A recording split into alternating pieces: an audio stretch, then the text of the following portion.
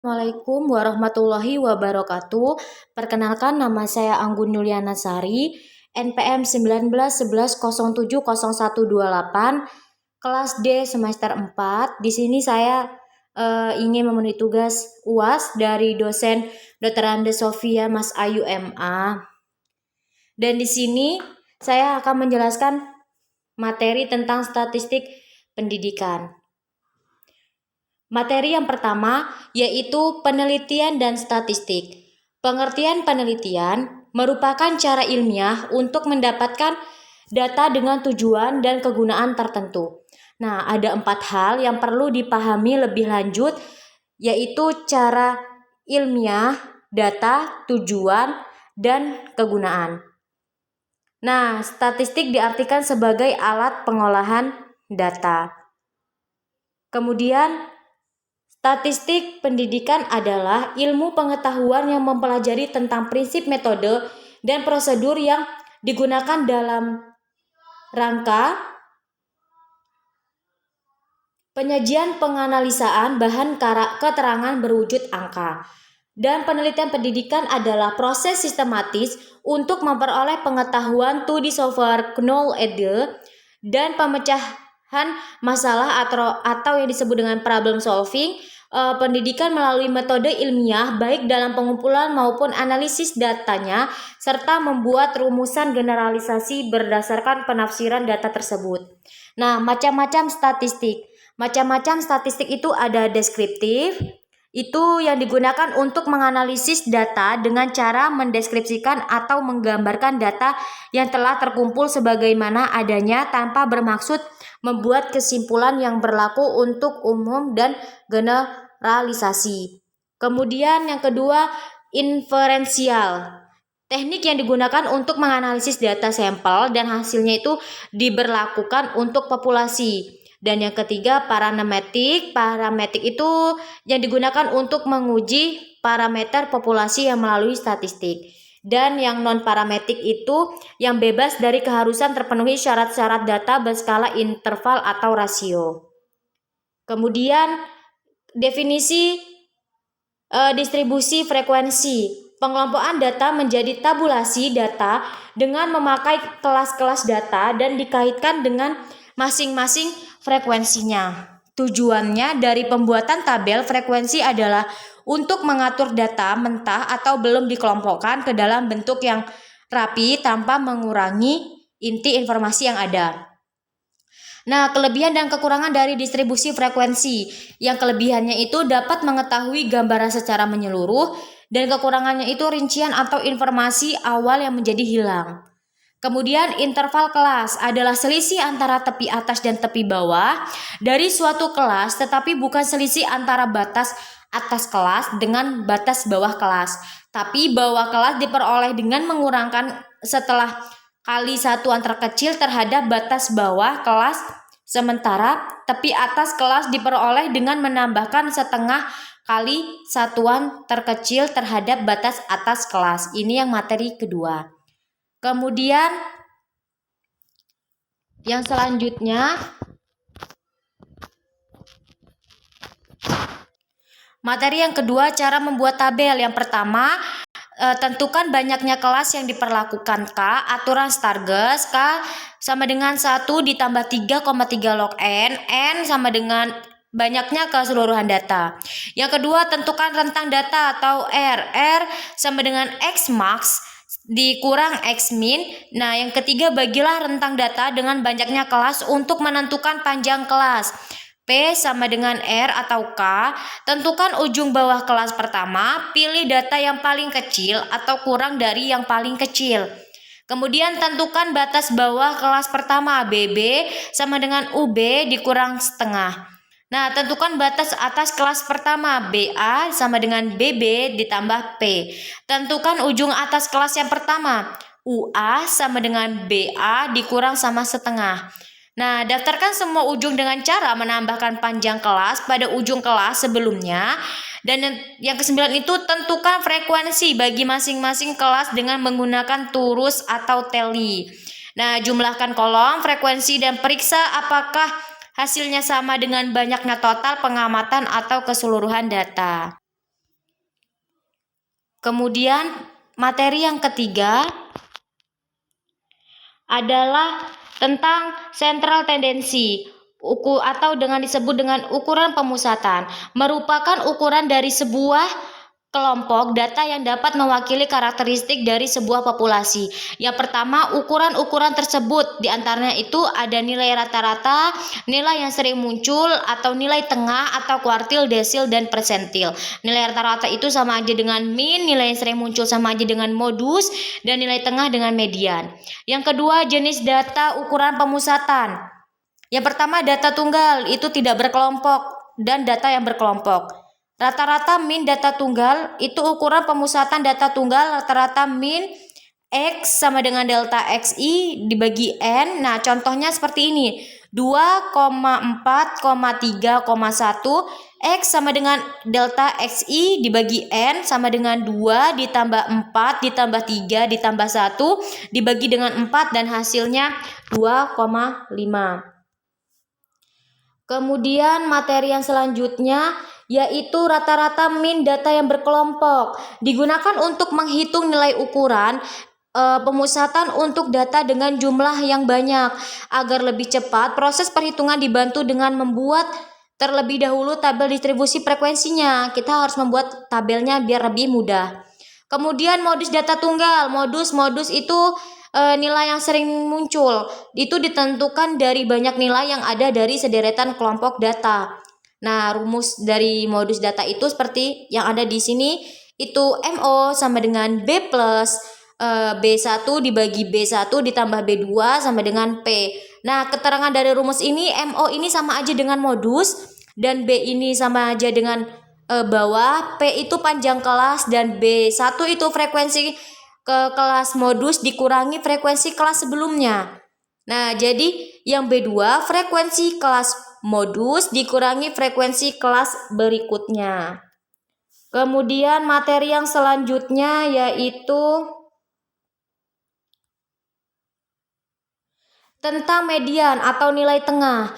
Nah, nilai yang terletak di tengah-tengah deretan kelompok data. Nah, deretan data harus diurutkan terlebih dahulu. Nah, urutkan data tunggal, nilai median terdiri dari data yang jumlahnya ganjil atau genap. Dan menghitung kuartil, desil, persentil. Suatu himpunan data membagi himpunan atau 4 bagian yang sama nilai-nilainya itu disebut dengan kuartil. Nah, dan dinyatakan dengan simbol Q1, Q2, dan Q3. Nah, selanjutnya suatu himpunan data membagi data atas 10 bagian yang sama disebut desil dan dinyatakan dengan simbol D1, D2, D3, dan seterusnya. Nah, sesuatu himpunan data membagi data atas 100 bagian disebut persentil dan dinyatakan dengan P1, P2, P3, dan P selanjutnya. Nah, ini ada lagi rumus kuartil ke N dan N itu 1,2,3. Nah, jadi rumusnya ini ada nih di sini. Qn sama dengan Lqn ditambah N dibagi 4 dikurang delta V delta V dan kurung N dan dibagi Fqn dikali C. Nah, di mana Lqn ini batas kelas bahwa dari kelas kuartil ke N.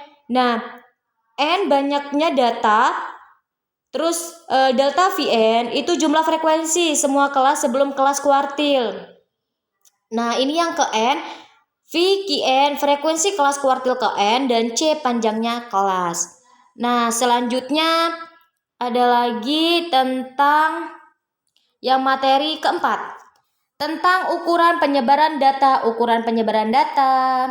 Nah, pengertiannya adalah suatu ukuran yang menyatakan seberapa besar nilai data berbeda atau bervariasi dengan nilai ukuran pusatnya, atau seberapa besar penyimpangan nilai-nilai data yang dengan nilai pusatnya. Nah, kemudian itu ini ada macam-macam ukurannya. Jadi yang pertama jangkauan rank, simpangan rata-rata. Nah, di situ ada data tunggal dan data berkelompok. Dan yang ketiga ada simpangan baku, standar deviasi, data tunggal dan data berkelompok. Kemudian ada kuartil, data tunggal, data kelompok, persentil, data tunggal dan data kelompok, dan koefisien variasi dan angka baku dan nilai standar. Kemudian yang slide selanjutnya, yang materi kelima, kita sudah membahas ke populasi dan ke sampel. Jadi definisi populasi itu keseluruhan individu atau objek yang diteliti dan memiliki beberapa karakteristik yang sama.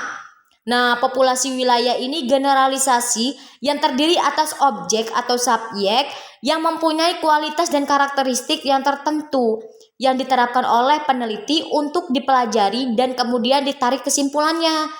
Nah, kemudian definisi sampel.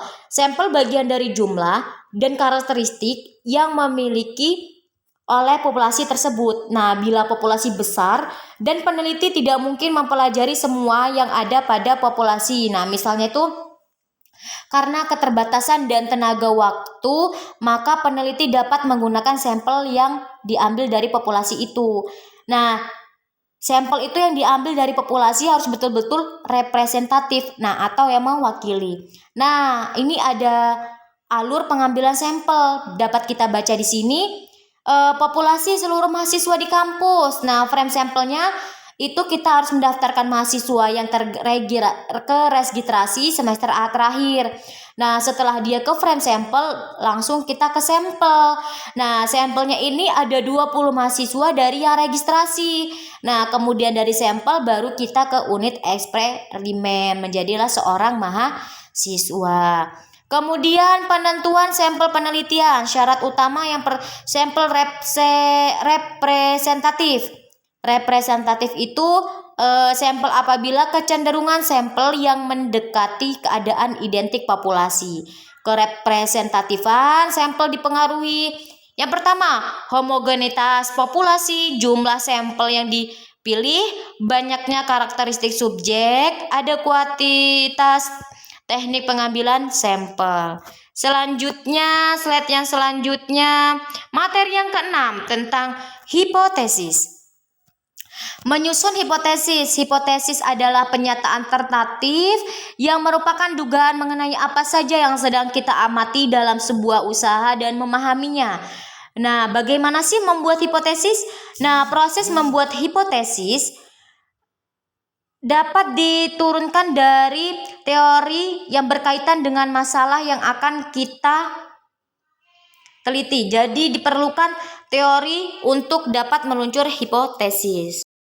Nah, kemudian dari fungsi hipotesis. Hipotesis merupakan kebenaran sementara yang perlu diuji kebenarannya. Oleh karena itu, hipotesis dibentuk untuk menemukan kemungkinan atau untuk menguji kebenaran suatu teori. Nah, kemudian jenis-jenis hipotesis yang menurut tingkat abstraksinya, hipotesis dibagi menjadi 3. Yang pertama, hipotesis yang menyatakan adanya kesamaan-kesamaan dalam dunia empiris, dan yang kedua itu hipotesis yang berkenaan dengan model ideal, dan yang ketiga hipotesis yang digunakan untuk mencari hubungan antara variabel. Nah, kemudian menurut bentuknya hipotesis itu dibagi menjadi 3 lagi. Nah, yang pertama hipotesis penelitian atau juga yang disebut dengan kerja, dan yang kedua hipotesis operasional, dan yang ketiga hipotesis statistik. Nah, cara merumuskan hipotesis itu ada tahap-tahapannya. Nah, yang tahapannya pertama, rumuskan hipotesis penelitian dulu. Yang kedua, langsung kita rumuskan hipotesis operasional. Dan yang ketiga, rumuskan hipotesis statistik. Kemudian kita ke materi yang ketujuh, definisi korelasi. Di sini korelasi adalah suatu alat analisis yang dipergunakan untuk mencari hubungan antara variabel independen atau bebas dengan variabel dependen tak bebas apabila beberapa variabel independen bebas dihubungkan dengan satu variabel dependen atau tak bebas, disebut dengan korelasi berganda. Nah, apabila satu variabel itu bebas, maka berhubungan dengan satu variabel dependen. Nah, tak bebas juga disebut dengan korelasi apa? Parsial. Kemudian hubungan antara dua variabel dapat karena hanya kebetulan saja dan dapat juga memang merupakan hubungan yang sebab akibat. Nah, kedua, variabel berkorelasi apabila perubahan yang lain secara teratur dengan arah yang sama atau arah yang berlawanan. Dan yang terakhir itu ada analisa korelasi di samping mengukur kesesuaian garis regresi terhadap data sampel atau disebut koefisien determinasi atau koefisien penentu. Kemudian di sini ada koefisien determinasi, merupakan ukuran yang mengetahui kesesuaian atau ketepatan antara nilai dugaan dengan data sampel. Nah, koefisien determinasi ini ada lagi bagian dari keragaman total variabel yang tak bebas atau Y, variabel yang dependen yang mempengaruhi dependennya yang dapat diterangkan atau diperhitungkan oleh keragaman variabel bebas X, variabel yang mempengaruhi independen. Nah, yang selanjutnya nih, koefisien korelasi ganda untuk dua variabel bebas XI dan X2, maka R dihitung dengan rumus RY X1 dan X2 sama dengan kita buat seperti porogapit. Ini dibagi seperti ini, R2YX1 ditambah R2YX2 dikurang 2 RYXI dan RYX2 dan RXI dan X2 1 dikurang R2XI X2. Nah, di sini udah ada di mana pengertiannya ini, udah ada koefisien korelasi, arti dari RRY2, dari RYNX1, RYX2, dari RX1, X2 sudah ada sendiri di sini penjelasannya. Bisa dilihat dari PPT ini, dari arti dari RYX1, RYX2 dan RYX1, X2. Nah, kita lanjut ke slide yang materi ke-8. Analisis regresi. Regresi linier sering itu digunakan untuk melihat nilai prediksi atau perkiraan yang akan datang. Nah, seperti ini. Apabila dia itu X dan Y itu tuh mempunyai hubungan, maka nilai X itu pasti udah diketahui dapat digunakan. Nah, itu tuh akan memperkirakan Y. Nah, perkiraan yang mengenai terjadinya suatu kejadian nilai variabel waktu yang akan datang itu seperti prediksi produksi 3 tahun yang akan datang, prediksi harga bulan depan, ramalan jumlah penduduk 10 tahun yang mendatang, ramalan hasil penjualan tahun depan. Nah, itu tuh udah termasuk dari perkiraan. Nah, ketika kita melihat pengaruh variabel bebas, independen variabel atau juga disebut dengan variabel terikat, dependent variabel, itu berdasarkan jumlah variabel bebas. Jadi itu ada yang pertama variabel bebas, ada juga kurang lebih dari satu variabel bebas, dan kedua regresi sederhana, dan yang keempat itu regresi berganda.